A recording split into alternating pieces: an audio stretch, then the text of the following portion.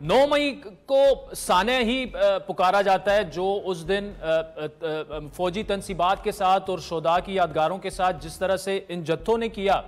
लेकिन आज जो उस्मान डार के इंकशाफात हैं, क्या ये चौंका देने वाले हैं, हैरत अंगेज हैं आपके लिए भी, या आप समझते हैं कि मजीद ये मामला जो है आगे जाके मजीद वाजे होगा कि अहकामात किसने दिए थे और किसके हुक्म पर यह सब कुछ हुआ?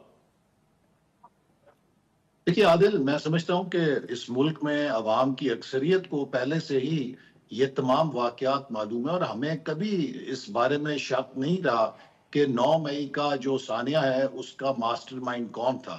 और जितनी भी शवाहिद इससे पहले भी आ चुके हैं वो इस बात की तस्दीक करते हैं कि इमरान खान साहब और उनके गिर्द एक खास ज़हनियत के लोग थे जिन्होंने ये मंसूबा बनाया। और इस मंसूबे के मकासद कोई सियासी नहीं थे बल्कि बड़े घनौने थे।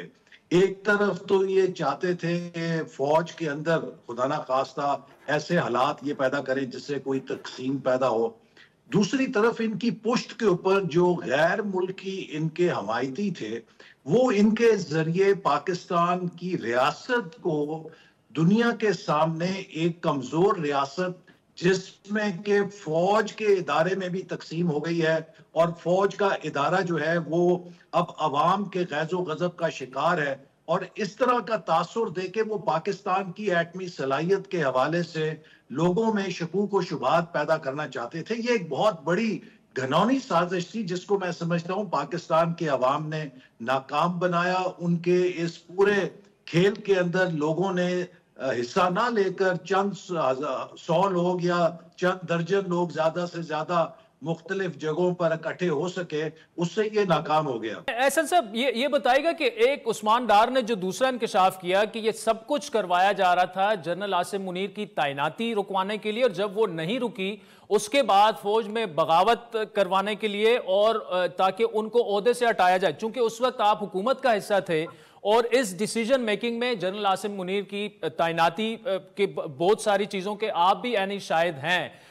कितना वजन है उस्मान डार की इस बात में कि उन्होंने आसिम मुनीर की तैनाती रुकवाने की कोशिश की थी उस वक्त?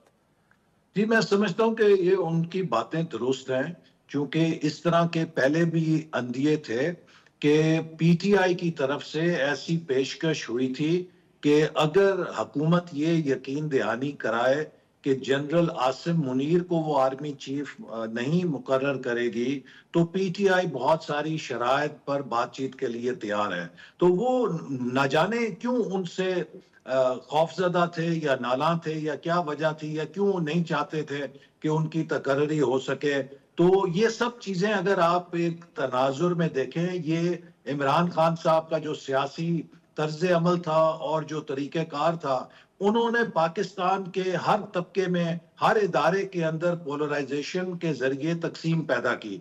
एक आखिरी इदारा जो कि इससे बचा हुआ था वो पाकिस्तान की फौज थी। और आपने देखा वो जलसों में खुलेआम दावत देते थे हमारे फौजी अफसरान की फैमिलीज को, फौज के अफसरान को, कि वो हाई कमान के खिलाफ हुक्म ना माने, उनकी हुक्म अजूली करें। और इससे पहले उनके जो एक बहुत मुशीर थे शहबाज गिल साहब, वो भी इसके लिए ज़ेर हिरासत भी रहे। तो ये सारी चीजें अगर आप मिलाकर देखें तो एक लगता है कि बहुत ही घनौनी साजिश थी जिसका निशाना फौज ही नहीं बल्कि पाकिस्तान की रियासत थी।